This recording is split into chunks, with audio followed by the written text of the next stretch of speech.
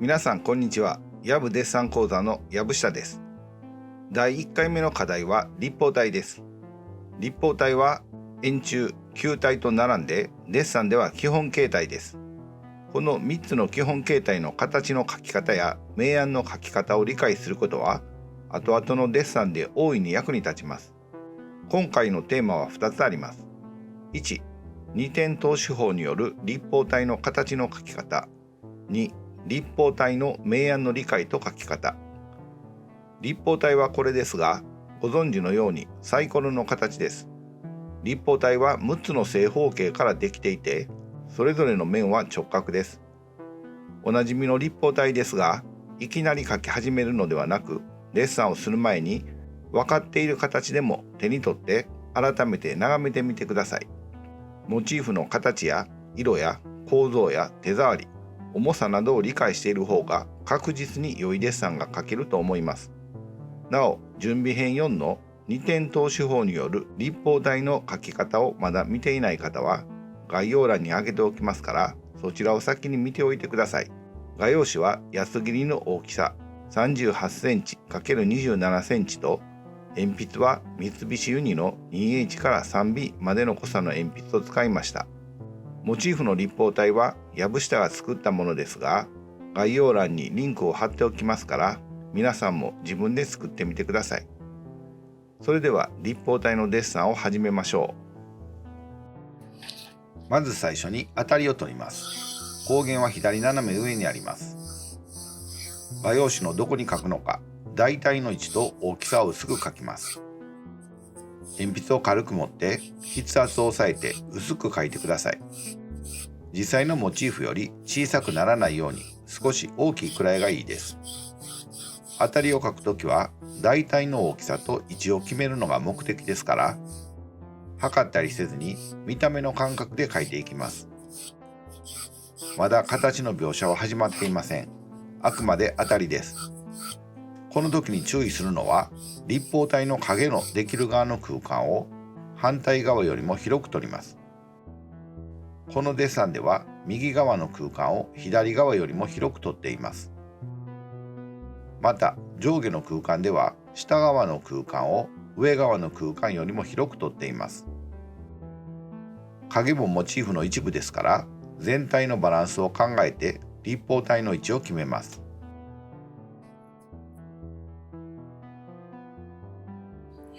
描く大きさと大体の位置が決まったら、立方体の手前の縦の両線から描いていきます。この両線は垂直線で、画用紙の縦の縁と平行です。立方体の縦の両線が画用紙の縁と平行になっているかどうかを測り棒を使って測っています。デッサンでは線を引くのに定規は使いませんが、定規を使って寸法を測ってみてもいいですよ。この両線の垂直が狂ってしまうと、この後しっかり立方体のデッサンを描いたとしても、何か不安定な感じがしますから、この垂直だけはしっかり出しておいてください。次に台紙に接している立方体の底面の左右の両線を描きます。この両線の傾き具合で、どの高さからあなたが立方体を見下ろしているのかが決まりますから、少し慎重に角度を決めていきます。最初はモチーフをしっかり見て、自分の感覚で両線の傾きを描きます。次に測り棒を使って、藪下は鉛筆を使っていますが、両線の傾きを検討します。次に立方体の真ん中の左右の両線を描きます。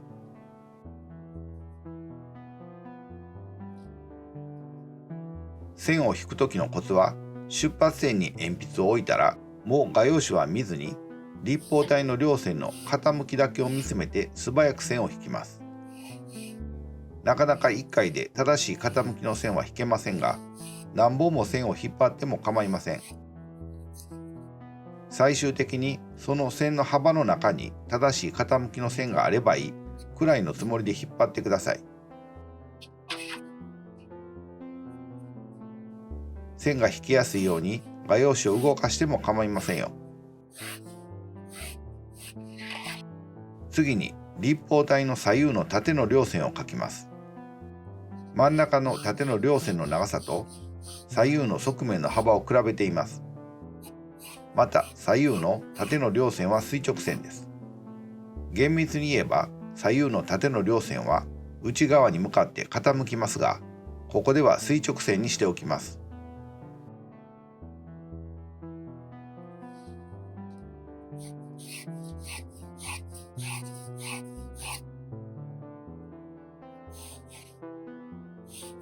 次に立方体の上面の一番奥の両線を描きます。モチーフをしっかり見て自分の感覚で両線の傾きを描きます。次に測り棒、鉛筆を使って線の傾きを検討します。測り棒で傾きを測っても絶対に正確というわけではありませんから、何度か検討してみても何かおかしいと思うときは自分の感覚の方を優先させてください。形がわかりやすいように不要な線は消します。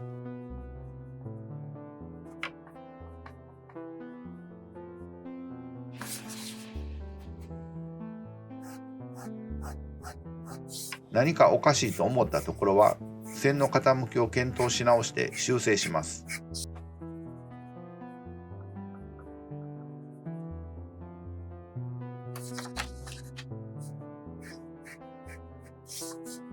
最終的に決定した形の線を書き起こします。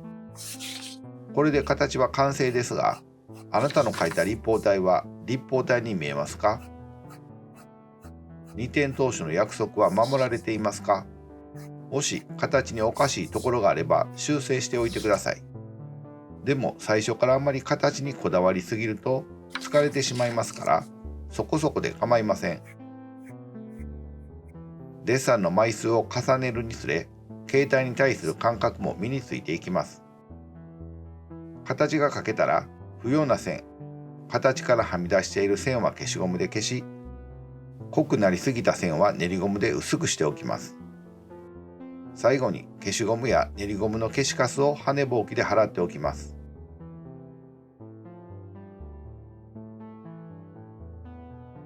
形が描けたら立方体の明暗を描いていきますが、まず最初にどこから光が来ているのか光源の位置を確認しておきます。次に立方体のどこが一番明るくてどこが一番暗いかを確認します。それでは明暗を描いていきます。まず立方体の一番暗いところから描き始めます。立方体の各面は平面ですから直線を使って描きます。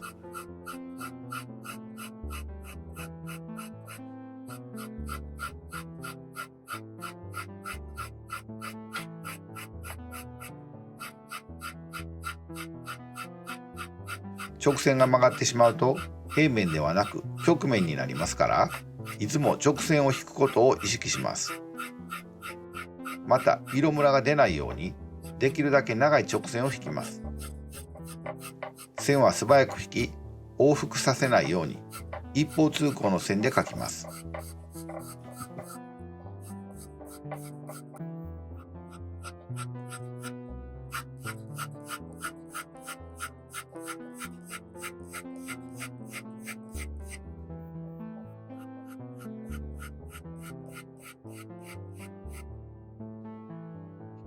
ここで大事なこととして、デッサンは全体を同じ完成度で描き進めます。仮に完成度 30% なら、明るい面も中間の面も暗い面も台紙上の影も全部 30% 描けていないといけません。そうすることでモチーフとそれが置かれている台紙、モチーフの周りの空間も同時に意識できるようになります。ただし、一番強く描くところ、一番自分の方に出っ張っているところや一番暗いところ、一番色の濃いところは他の部分よりデッサンが多少先に進んでいても構いません。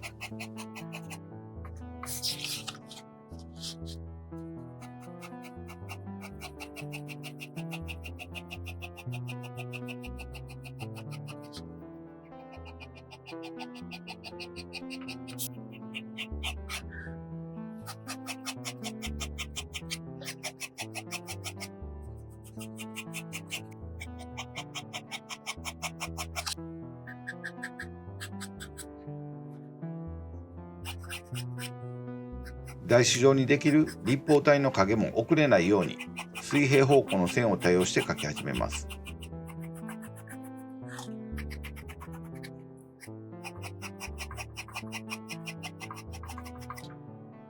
立方体の3つの面の明暗は分かりやすいですが、1つの面の中の四隅と真ん中の5箇所で明暗を比べてください。1つの面の中でも明暗にかなり変化があります。藪下は原則として各面の明暗を暗い順に1番から5番というふうに考えています。ただし光源の位置、背景の色との兼ね合いでこの順番はよく入れ替わることがあります。その場合でも1番から5番が同じ明るさ、暗さになることはありません。そして台紙から跳ね返る反射光があるため、立方体の側面は台紙に近い方がその上部より明るくなっています。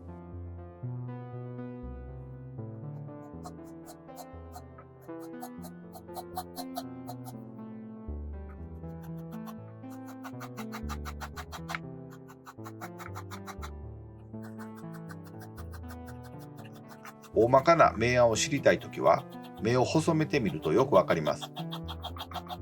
これ以上細めると見えなくなってしまうというくらい細めてみてください。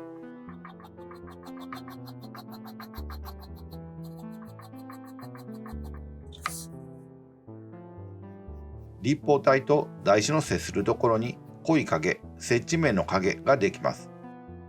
その影を先のとんがった B の鉛筆で強めに描きます。この接地面の影を描くことで、立方体と台紙の区別がはっきりして、立方体のものとしての存在感が強まります。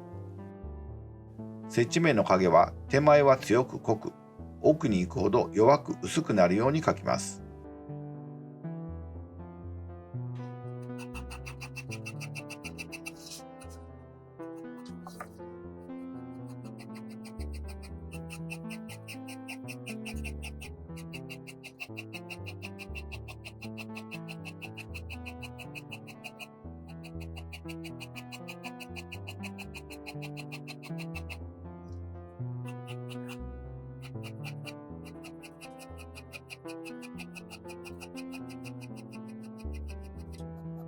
全体が同じ完成度になるように、できるだけ長い直線を使って描き進めます。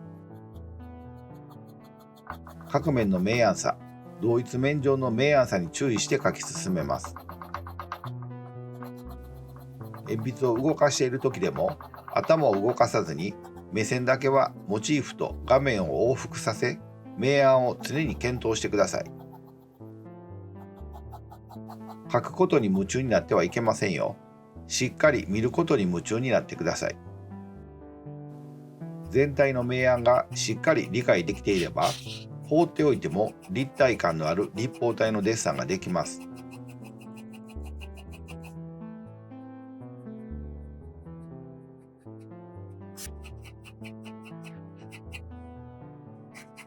台紙上にできる影の明暗の変化にも注意して描き進めます。影を描くときの心構えとしては、影を描写することで台紙の平面的に広がる平らな形を描くつもりで描きます。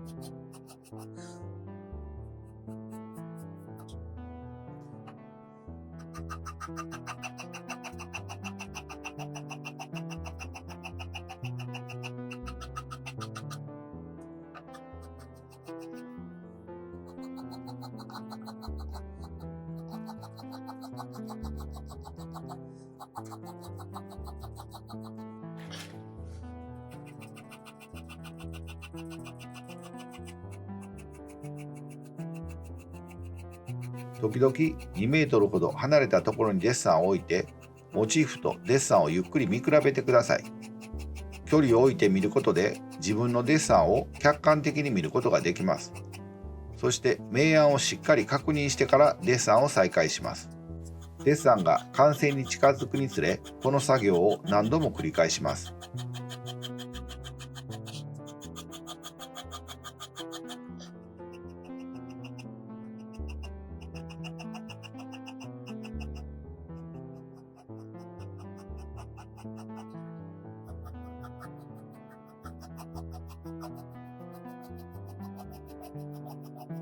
全体の明暗の微調整を繰り返しながら、張りのある面の密度を高めています。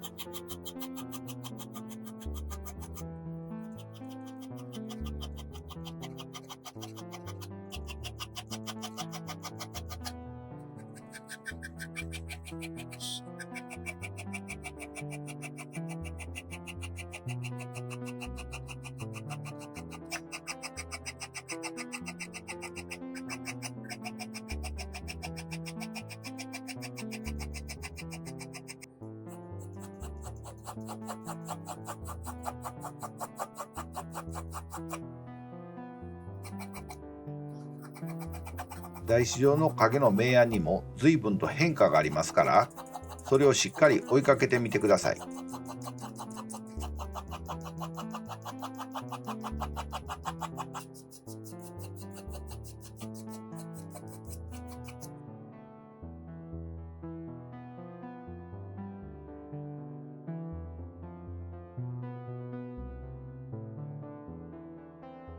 まっすぐな紙を当てて、消したい部分だけを露出させて消しゴムで消します。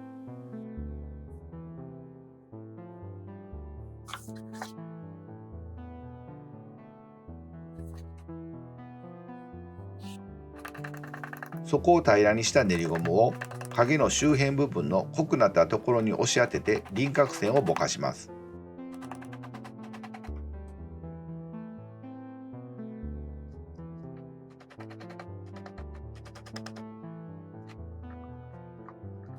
消したくない部分は紙で隠して、上の面の明るいところをより明るくしています。全体の明暗、立方体の各面、接地面の影、台紙上の影に注意して書き進め完成させます。